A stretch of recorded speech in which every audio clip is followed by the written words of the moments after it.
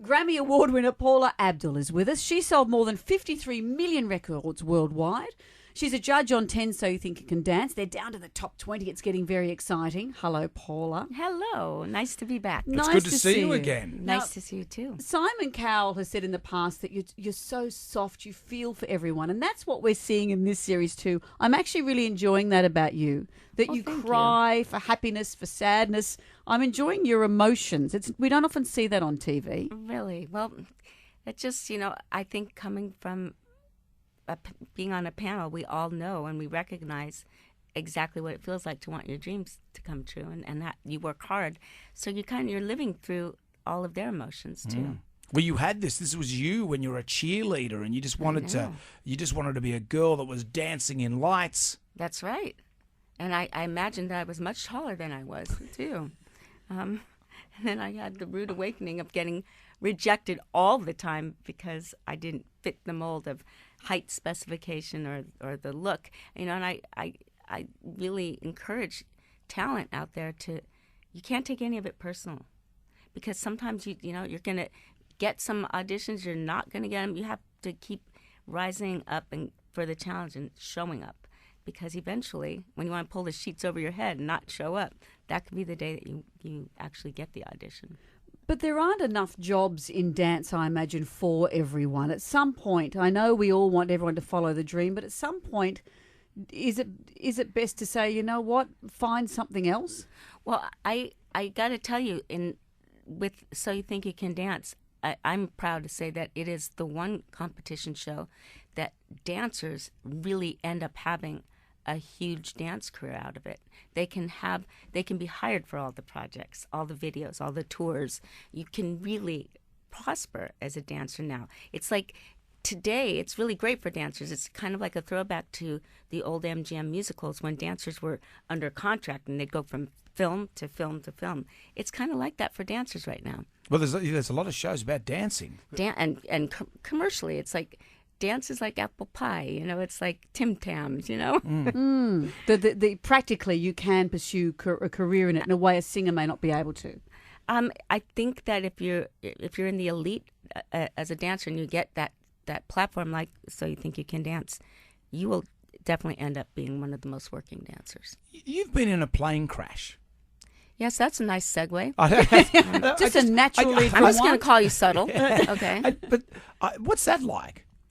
What goes through your mind in a plane crash? What I do remember is the fact that it could not be my time to go. It just was surreal. I mean, I was in a 7-seater and one of the engines blew up and the right wing caught on fire and we plummeted. I was knocked out because I hit my head on top of the plane. But when I came to, the whole plane was in flames, and there were 7 people holding hands, and there were people who had gashes in their forehead, and it just was crazy. But all I kept thinking is, it's not our time yet. It is not our time. And everyone made it. We landed on half an engine in flames. But you damaged yourself, though. I did. Yes, I did really bad. I crushed my cervical spine, so I ended up having 15 cervical spinal surgeries.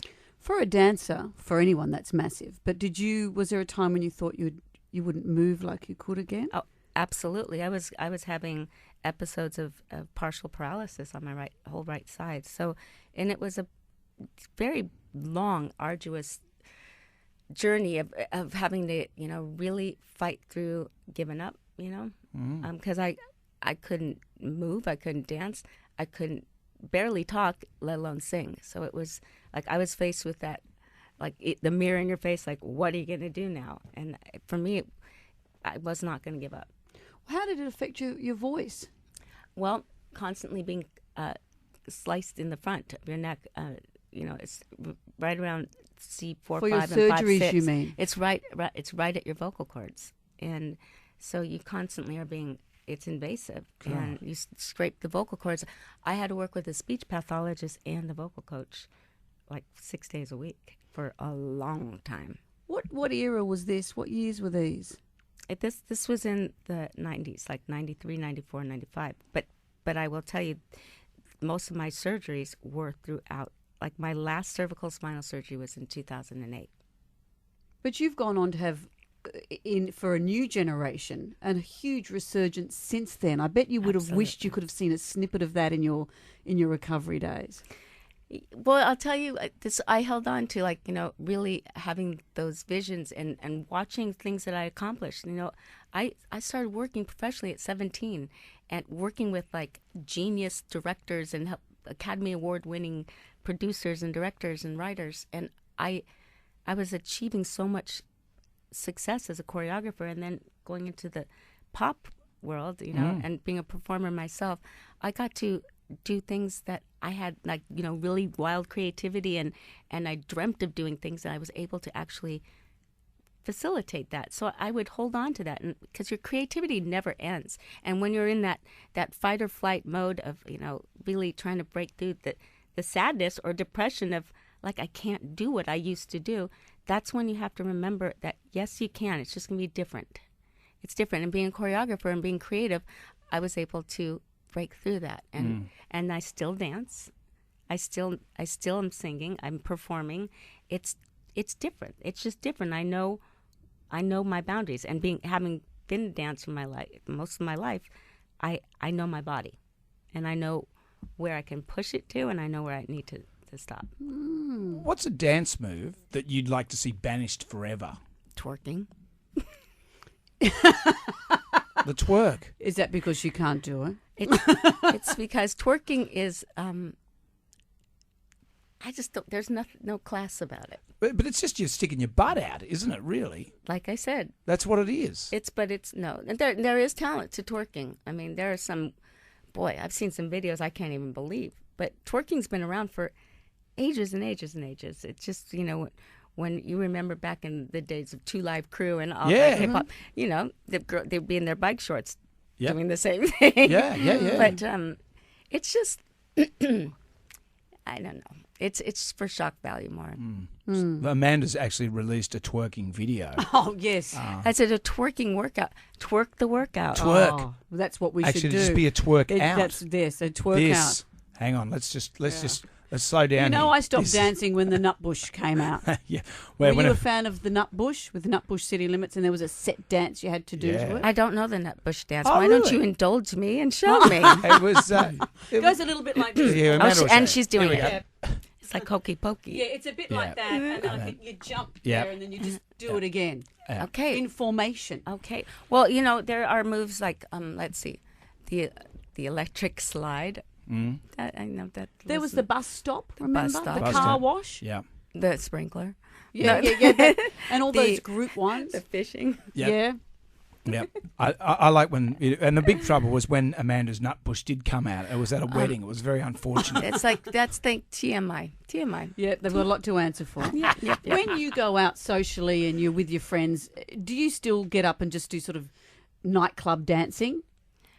I love going out there. Well, because people expect me to dance, like I'm dancing in my videos. So I just go out and I just spaz out. So people will just go, "What the heck is she doing?" I go, "Okay, there. Now leave me alone." Yeah, that's right. Because all eyes would be on you. No, I have so much fun going out dancing. As a matter of fact, I'm getting the rest of the panel on So You Think You Can Dance, my fellow judges, and I'm going to take them out dancing. And you're going to spaz out. Oh, we're going to have fun. Well, we're going to do every inappropriate dance move. And dance around your handbags, which is what Australians do. Put your handbag on the floor and just dance around it. Yeah, and there's always some disgruntled man standing there minding the bags. That's what happens. Is that your job? That's my job. I just stand there and just say, "Are you the disgruntled one?" I'm the disgruntled man. So You Think You Can Dance, Sunday night, 7:30 on 10. Paula Abdul. And Robbie Williams. Robbie Williams. You can't leave that out. I believe that. I know, and and the kids are going to perform with him. Have you met Robbie before? I have in Los Angeles. Good. A nice guy? Nice guy. So do you guys hang? Are you close or? No. No. But hoping to. I didn't say that. No, I'm just like. Take him dancing with you. He'll dance around a handbag. Yeah. I bet you he would. Yeah, he would too, and I he'd do reckon. some very creative dance moves. Hey, get Robbie to hold your handbag. There you go. Paula, thank you. Thank you so much.